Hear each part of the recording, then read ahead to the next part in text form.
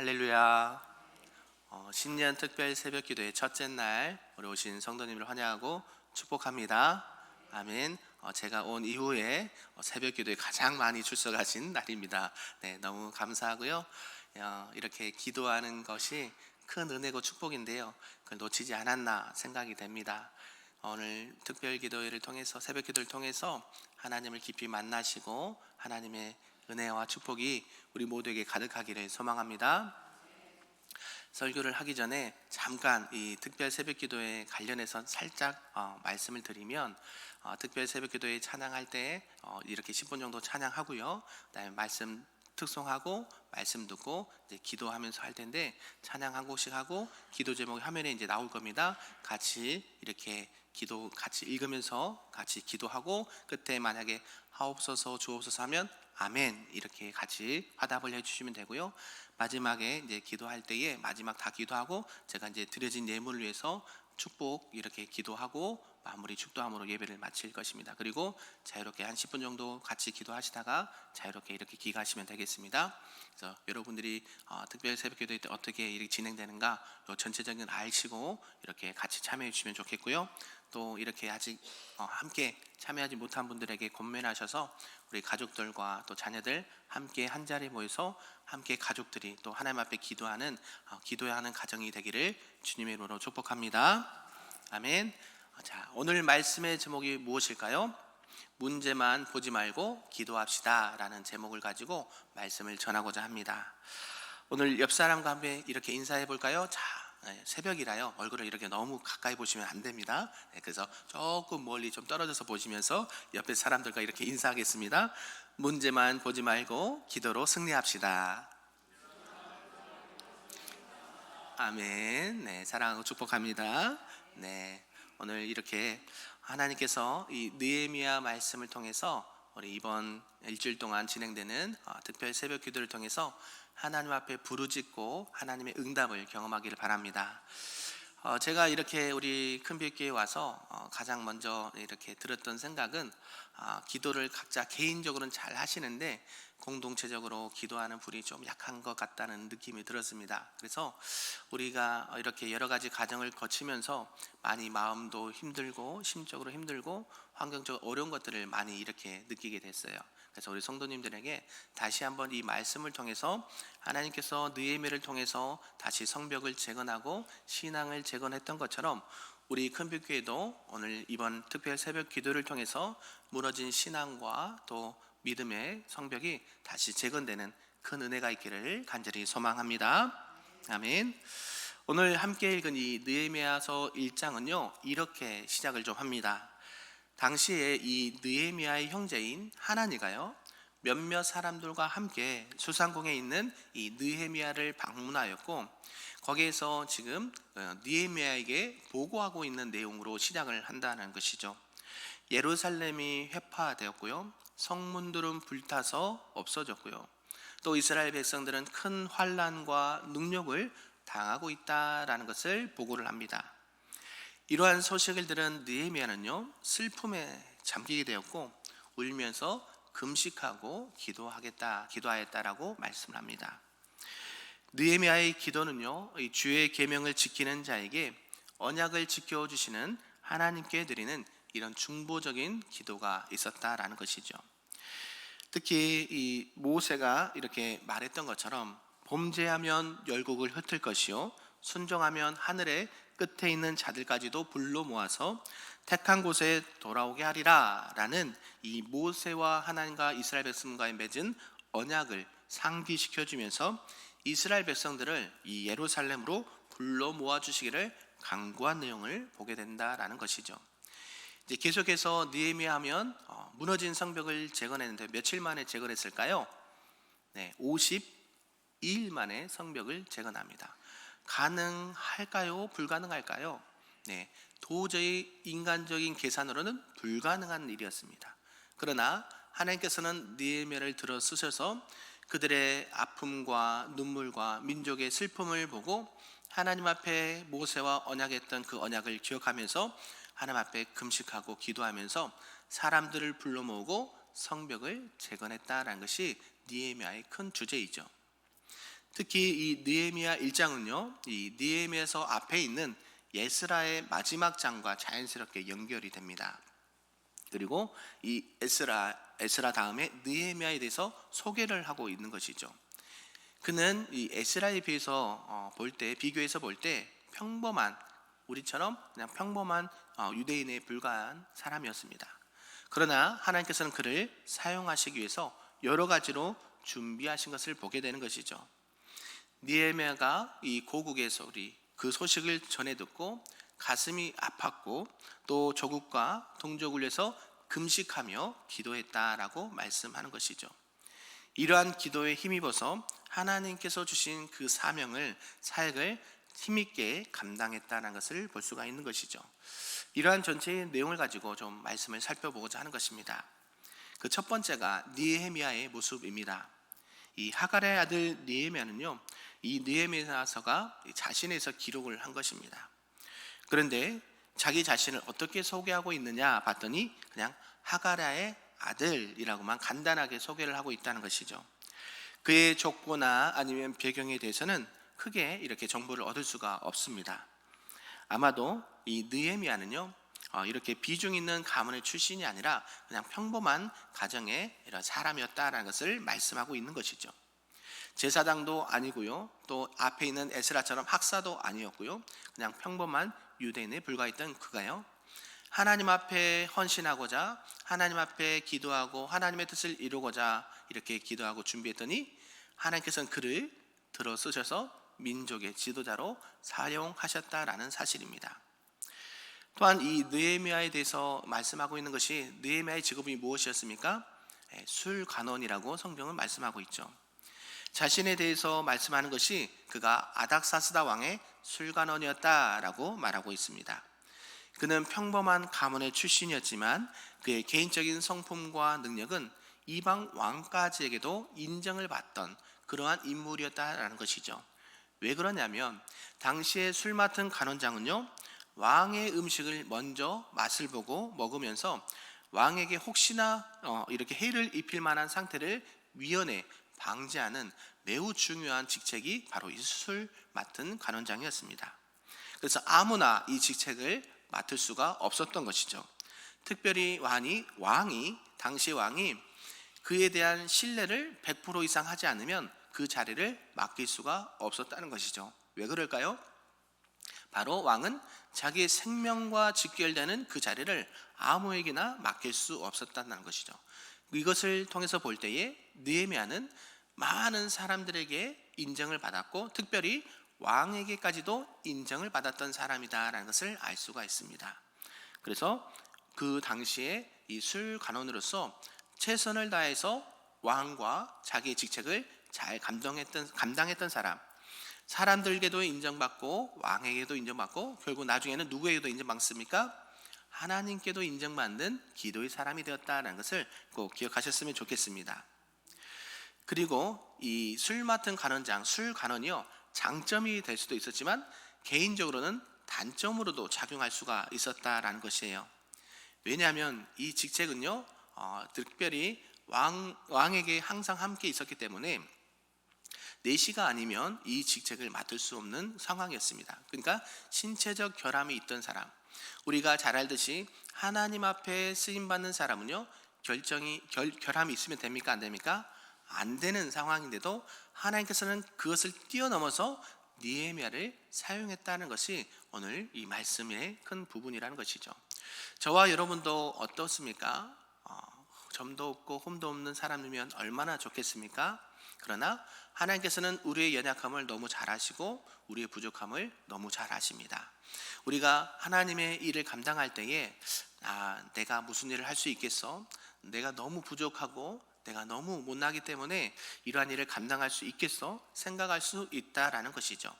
그러나 오늘 말씀을 통해서 느헤미야 1장이 시작하는 부분에서 이 느헤미야를 소개하는 부분이 무엇이냐면 그 연약한 자도, 평범했던 사람도, 신체적 결함이 있던 사람도 누가 쓰시면?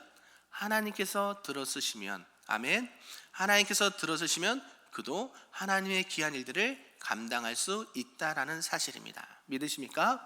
저와 여러분도 하나님 앞에 이렇게 귀하게 쓰임받기를 소망합니다. 그래서 교회뿐만 아니라 나라와 민족을 살릴 수 있는 위대한 영적인 지도자가 되기를 소망합니다. 그래서 저와 여러분을 통해서 가정이 변화되고요, 나라와 민족이 변화되고 교회가 변화되는 놀라운 영적인 지도자가 되어서 하나님 앞에 영광 올려드리시는 저와 여러분 되기를 간절히 소망합니다. 두 번째는 안타까운 소식을 듣게 된다라는 사실입니다. 이 느헤미야의 이야기가요, 아닥사스다 20년에 시작을 하고 있습니다. 이때는 주전 445년 전이고요, 이때는 에스라가 사역을 시작한 지 13년이 지난 뒤였다라고 말합니다.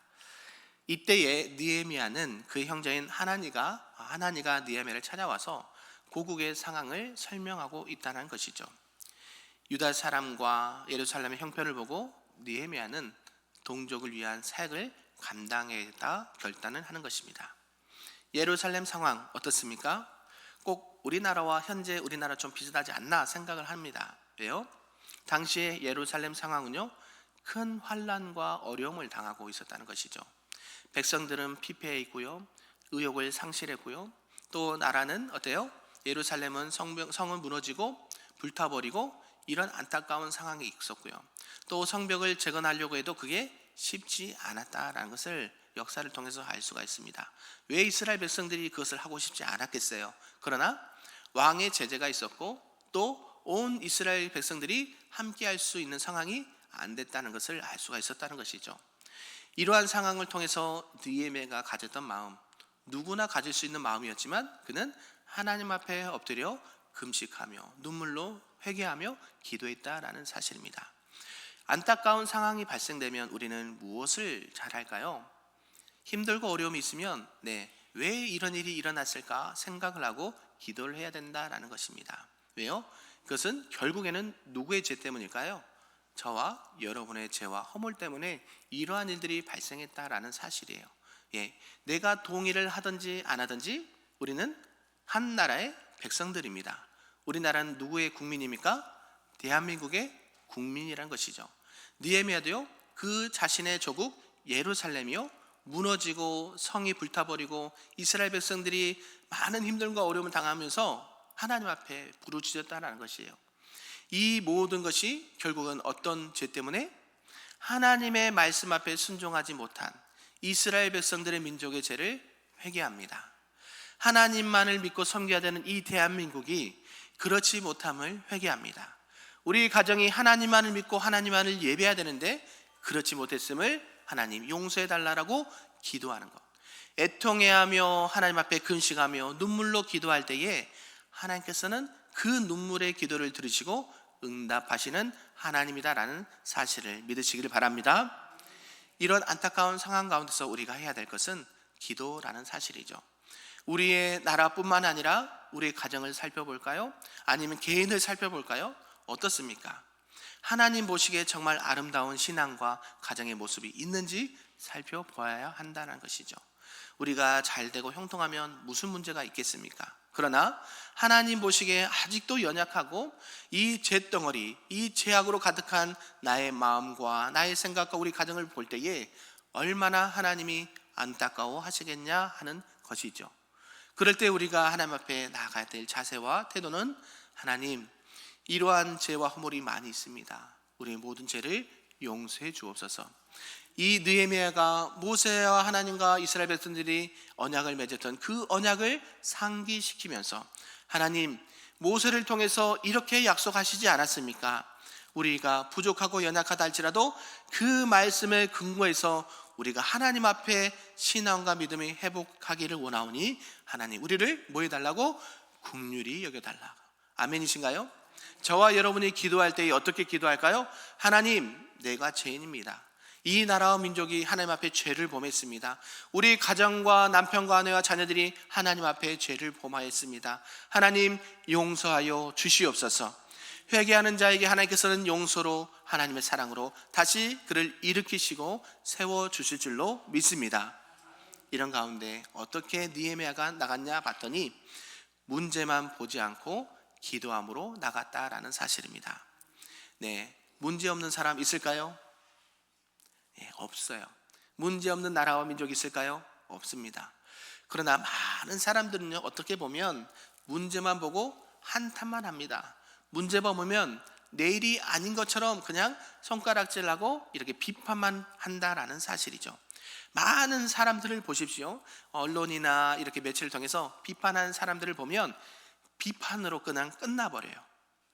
저와 여러분은 그렇게 할 수 있지만 그 넘어서의 말씀도 할 수 있어야 돼요. 왜요? 그 비판 다음에 대안을 얘기해야 되는 거예요. 우리 교회 안에도요, 우리 가정 안에도 이러한 문제가 있습니다. 맞죠?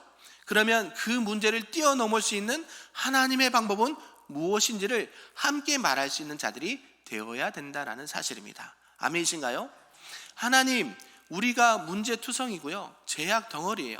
그러나 이것을 이길 수 있는 방법, 이 문제를 돌파할 수 있는 방법이 무엇입니까? 하나님 앞에 묻고 하나님 앞에 응답을 받아야 된다라는 사실입니다. 느헤미야가 취했던 방법은 뭐였냐면 하나님 앞에 눈물로 금식하며 기도했다라는 것이에요. 여러분, 금식을 해보신 분 계시죠? 네, 저도 3일 해봤습니다. 3일. 일주일은 도저히 못하겠더라고요. 예전에 이렇게 금식하고 기도하면 이렇게 된다라고 해서 또 이렇게 열심으로 금식하며 기도했는데요, 제가 먹는 걸 참 좋아하지 않습니까? 그죠? 네, 하루는 어떻게 버틸만 합니다. 이제 둘째 날 오후 되면 힘이 싹 빠지고요, 이제 셋째 날 되면 그 누워만 있습니다. 예, 금식 해보시면 아시죠? 금식은 어쩔 때 합니까? 내가 하고 싶어서? 아니요. 이 금식 기도한다는 것은 무엇을 결단하고 기도하는 거예요? 나의 목숨이, 나의 생명이 하나님 앞에 있다는 것을 내놓고 기도하는 거예요. 그러니까 목숨을 걸고 하는 기도가 금식 기도예요. 그러니까 하나님, 이거 들어주지 않으면 뭐 어떻게 하겠습니까? 죽겠습니다. 네, 하나님 앞에 죽음을 각오하고 하는 기도가 금식 기도예요. 그러나 하나님 앞에 지금 느헤미야가 이러한 마음과 자세를 가지고 기도했다라는 것이에요. 무엇을 보고요? 자기의 나라와 민족과 또 예루살렘 성이 무너지는 것을 보고 자기 자신이 살 소망을 잃어버렸다는 거예요. 예전에 이렇게 한 가정의 집사님 가정이었는데요, 아드님이 아드님과 두 분이 사셨고 따님은 멀리 지방에 사셨던 가정이에요. 아드님이 좀 몸이 안 좋으셨어요. 장애를 좀 갖고 있었고요, 어떤 이유인지 모르겠지만 큰 충격을 받아서 이렇게 정상적으로 생활할 수 없는, 그래서 이렇게 부모님의 도움이나 시설에서 도움을 받아야만 생활할 수 있는 분이셨어요. 그러나 그 분이 연세가 좀 많으셨어요. 그런데 그 연세가 많으신 분도 몸이 아픈 아들을 케어하면서 생활하려고 하니까 너무 힘드신 거예요. 그래서 이제 따님이 이제 한 번씩 와서 이제 아들을 도저히 이제 본인 몸도 건사하지 못하니 아들을 시설에 맡겨야 되겠다라고 계속 어머니에게 이렇게 권면을 했다라는 것이죠. 네, 내가 힘이 닿는 데까지 내 아들을 케어하면 좋겠는데 자기 자신 몸도 건사하기 힘들어서 아들을 도저히 케어할 수가 없는 거예요. 정상적인 아들이라고 하면 좀 덜하겠지만 자녀도 아프고 자신도 아프기 때문에 혼자서는 도저히 케어할 수가 없는 거예요. 그래서 마지못해서 그 아들을 시설로 보냈다는 소식을 듣게 돼요. 왜냐하면 그 가정을 한 달에 한 번씩 방문하면서 기도했던 가정이었거든요. 근데 그 아들을 나중에 시설에 맡겼다라는 이야기를 듣고 한 번 이제 그 다음에 방문을 했는데요, 그 어머니 집사님이 식음을 전폐하더라고요. 왜요? 사랑하는 자녀를 내가 케어할 수 없었다는 그 안타까움, 부모로서 자녀에게 해줄 수 없는 그 안타까움, 내가 있지만 그 자녀를 사랑으로 영으로 육으로 케어할 수 없다는 그 안타까움 때문에 무엇을 잃어버렸냐면 살 소망을 잃어버리셨더라고요. 그래서 그분이 시간이 지나서 결국에는 이렇게 몸이 더 쇠약해지고 정말 생각지도 않게 빠른 시간 안에 하나님의 부르심을 받은 것을 보게 되었어요. 참 그것을 통해서 볼 때에 안타까움을 이루 말할 수가 없었습니다. 하나님께서도 이 느헤미야의 마음이 그런 마음이 아니었을까 생각을 하는 거예요. 그 예루살렘 성이 불타버리고 없어지고 이스라엘 민족 백성들이 신앙과 삶을 잃어버리고 하나님 앞에 여러 가지 상황 가운데서 어려움을 당할 때에 느헤미야는요, 죽음을 각오하고 기도했다는 거예요. 자, 여러분이 하나님 앞에 금식하며 기도할 때가 언제였습니까? 생각을 해보십시오. 아직 안 하신 분들도 계실 거예요. 한번 내가 금식 기도를 한대요. 그러면 내가 어떨 때 금식하며 기도할까? 어떨 때 이러한 죽음을 각오하고 기도할까? 한번 묵상을 해보시길 바랍니다. 저는요, 이 느헤미야서를 준비하면서 우리 모든 성도님들이 이러한 마음과 자세를 가지고 하나님 앞에 기도하며 나가면 참으로 좋겠다라는 생각을 하였습니다. 우리 사랑하는 성도님들이 교회의 안타까운 모습과 개인과 신앙의 모습을 보면서 이 나라의 민족과 상황을 보면서 이러한 아픔과 슬픔을 가지고 금식하며 기도할 수 있는 우리 모두가 되기를 소망합니다. 하나님께서 하셔야 됩니다. 하나님께서 약속하시지 않았습니까? 회개하고 주님 앞에 나가면 용서해 주시겠다고. 다시 하나님 앞에 돌아오면 하나님께서 두 팔을 벌려 다시 안아주시겠다고. 다시 하나님 앞에 돌아오고 기도하면 하나님께서 그것을 긍휼히 여기셔서 나라와 민족과 가정과 우리 교회를 다시 일으켜 세워주실 것을 믿습니다라고 고백하며 나가는 우리 큰별교회 모든 성도님들 되시기를 주님의 이름으로 부탁하고 축복합니다. 하나님, 이번 한 주간의 특세를 통해서 이 느헤미야의 마음, 심정을 가지고 예수님의 마음과 심정을 가지고 하나님 앞에 부르짖을 때에 하나님께서 우리의 심령이 다시 살아나게 하시고 무너진 신앙과 우리 가정의 신앙과 자녀들의 신앙과 이 나라의 민족의 신앙이 온전히 깨끗하고 건강하게 회복되고 재건될 수 있도록 인도해 주시고 축복해 달라고 기도하며 나가시는 우리 모두가 되기를 우리 주님의 이름으로 축복합니다. 아멘.